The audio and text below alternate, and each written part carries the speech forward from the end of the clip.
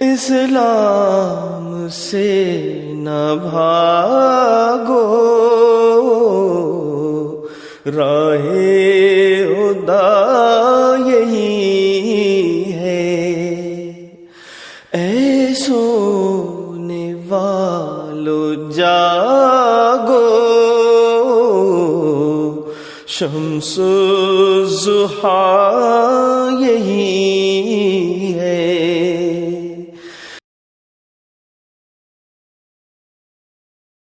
محترم شمس الدین صاحب، ایک جو اعتراض کیا جاتا ہے اور خاص طور پر آج کل سوشل میڈیا پہ، یہ بھی ان اعتراضوں میں سے ایک ہے جس کو سن کے جو ہمارے احمدی مسلمان ہیں وہ یقیناً ہنستے ہوں گے۔ وہ کہتے ہیں جی نظام جماعت نے احمدیوں کو جکڑ کر رکھا ہوا ہے، گویا کوئی جیل میں ڈالا ہوا ہے، پکڑ کے رکھا ہوا ہے کہ جی کہیں جانا نہیں آپ نے۔ تو اس بارے میں آپ کچھ بیان فرمائیں گے؟ جزاک اللہ۔ جی بسم اللہ الرحمن الرحیم۔ مشاہدین کرام السلام علیکم ورحمۃ اللہ وبرکاتہ۔ وعلیکم السلام ورحمۃ اللہ وبرکاتہ۔ تو یہ ایک اعتراض کہ نظام جماعت نے لوگوں کو جکڑ کے رکھا ہے، ایسا ہی جملہ ہے کہ کوئی کہے کہ اسلام نے مسلمانوں کو توحید پر جکڑ کے رکھا ہے۔ بات یہ ہے کہ توحید کے آنے سے یا توحید کی تعلیم آنے کے بعد تمام غیر اللہ کی عبادت سے منع کیا گیا۔ تو اس سے یہ نہیں سمجھتے یہ لوگ کہ ہم غیر اللہ کی یا بندوں کی بندگی سے آزادی ملی ہے، ایک خدا کی عبادت کے ساتھ تمام دیگر بندوں کی بندگی سے اللہ تعالیٰ نے ہمیں آزادی دی ہے۔ تو جو توحید کو نہیں سمجھتا وہ یہ اعتراض کرے گا کہ ان کے لیے کوئی آزادی نہیں ہے کہ جا کے فلاں خدا کی بات کریں، فلاں بدھ کی عبادت کریں۔ تو ایسی ہی بات بالکل ہے، بالکل ایک ہنسی والی بات ہے۔ یہ بات یہ ہے کہ شریعت جو ہے، ہماری شریعت ایک قسم کا نصاب ہے ہماری زندگی کے لیے۔ تو کوئی بھی نصاب اس وقت تک کامیابی کے ساتھ مکمل پریکٹس نہیں کروایا جا سکتا جب تک اس کے ایک عملی جامہ نہ پہنایا جائے اس کو۔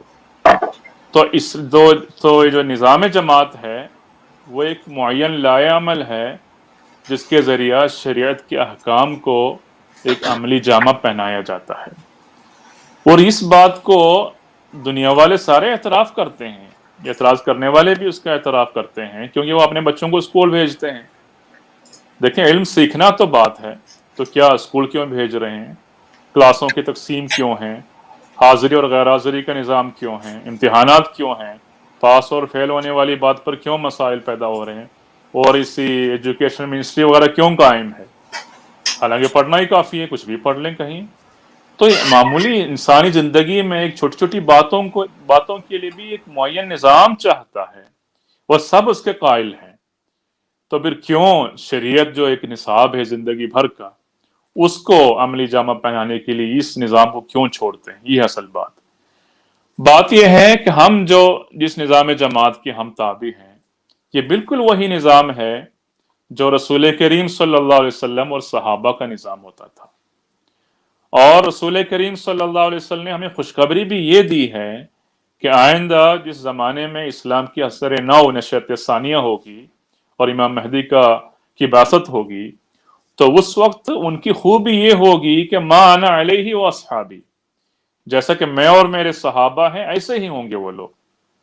تو ہم اس نظام کے تحت ہیں۔ اب دیکھیں جب سورہ جمعہ کی آیت نازل ہوئی تھی وآخرین منہم لما یلحقوا بہم، تو صحابہ نے بجائے یہ پوچھنے کہ یا رسول اللہ وہ بعثت سے کیا مراد ہے اور آپ کی دوبارہ بعثت کیسے ہونی ہے، آپ تو ہمارے ساتھ ہے، وہ اس بارے میں کوئی سوال نہیں کیا، بلکہ صحابہ نے یہ پوچھا کہ من ہم یا رسول اللہ، کہ وہ خوش قسمت لوگ کون ہیں جو ہم جیسے ماحول میں رہیں گے، ہم جیسے خوش قسمت ہوں گے، وہ ایک نظام ہوگا اور بالکل برکتوں کے ساتھ اس نظام کے تحت رہنے والے ہوں گے۔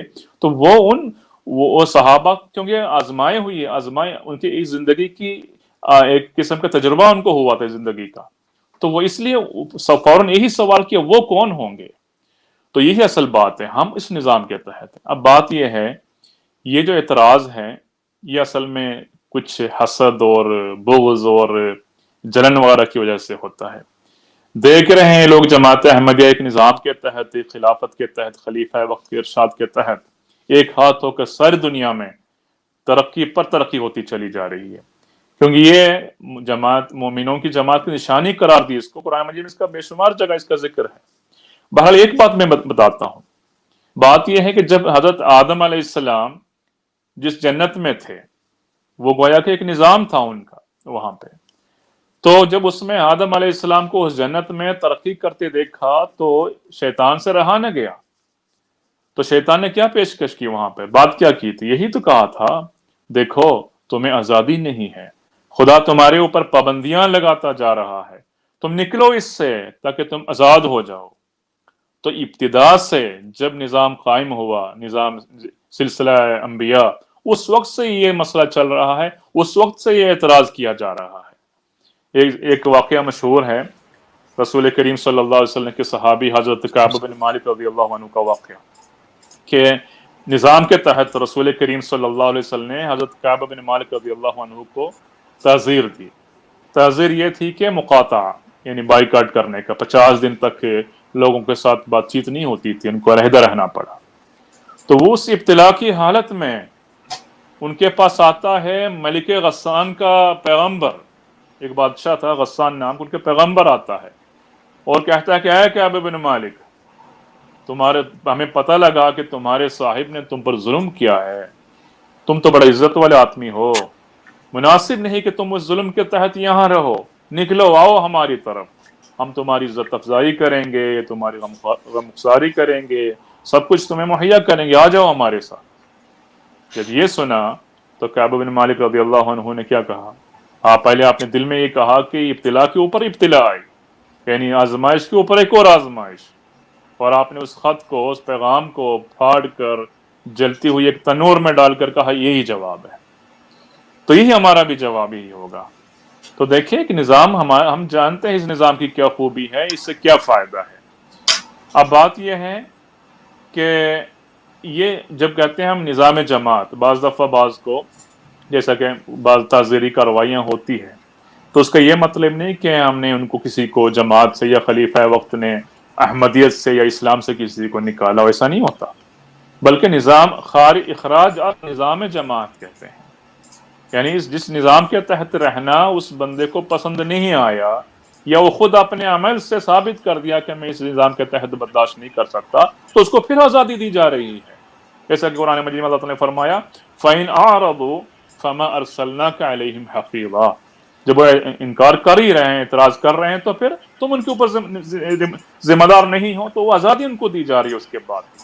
تو کہنے کا مطلب یہ ہے ہم جس نظام میں ہیں، ہم مَعَ علیہ وصحبہ، رسول کریم صلی اللہ علیہ وسلم اور صحابہ جس نظام کے تحت رہتے تھے، ہم اس میں رہ رہے ہیں، اور اس پر کسی کو شکایت ہو، وہ کوئی اس کو سمجھ رہا ہے کہ یہاں پر جماعت جکڑ کے رکھا ہوا ہے، تو میرا جواب مختصر یہی ہے جو شیخ سعدی رحمۃ اللہ علیہ کا ایک شعر ہے فارسی میں، کہ پائے در زنجیر پیش دوستاں، با کے بہ بیگانگان در بستان، اگر میرے پاؤں پہ بیڑیاں باندھ کر مجھے اب بے شک رکھیں لیکن میرے یاروں کے پاس ہو، تو یہ مجھے بہت خوشی ہے، میرے لیے مبارک ہے، بنسبت اس کے کہ مجھے آپ آزاد چھوڑیں اور غیروں کے سامنے رکھیں، بے شک بستان ہو، گلشن ہو، مجھے کوئی آزادی نہیں ملتی، دل کو تسلی نہیں ملتی۔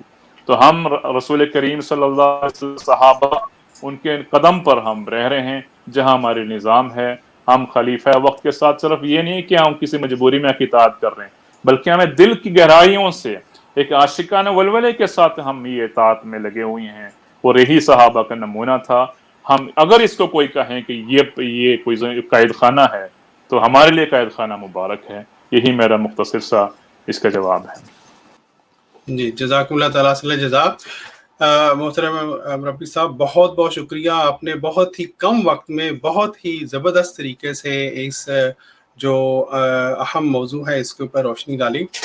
اس سے پہلے پیارے بھائیوں، میں کہ آگے مزید بڑھوں، میں صرف یہ کہنا چاہتا ہوں، جو ہمارے پیارے بھائی ہیں اور خاص طور پہ وہ جو اعتراض کرنے والے ہیں، کہ جیسا کہ محترم مربی صاحب نے فرمایا، شیطان کے جو پیغام ہے اس کو ریجیکٹ کرنا سیکھیں۔ وہ کبھی کسی صورت میں آتا ہے، کبھی کسی صورت میں آتا ہے، کبھی وہ غسان کے پیغمبر کی صورت میں آتا ہے، ہم آپ کو یہ دے دیں گے، آپ کو یہ آزادی مل جائے گی، آپ کو یہ مل جائے گا۔ تو شیطان کو اگر آپ اپنا دوست بنائیں گے تو پھر آپ کی عاقبت جو ہے وہ پیارے بھائیوں وہ کبھی بھی سنور نہیں سکتی. احمدیت زندہ باد زندہ باد زندہ باد احمدیت زندہ باد احمدیت زندہ باد احمدیت زندہ باد احمدیت زندہ باد احمدیت زندہ باد احمدیت زندہ باد.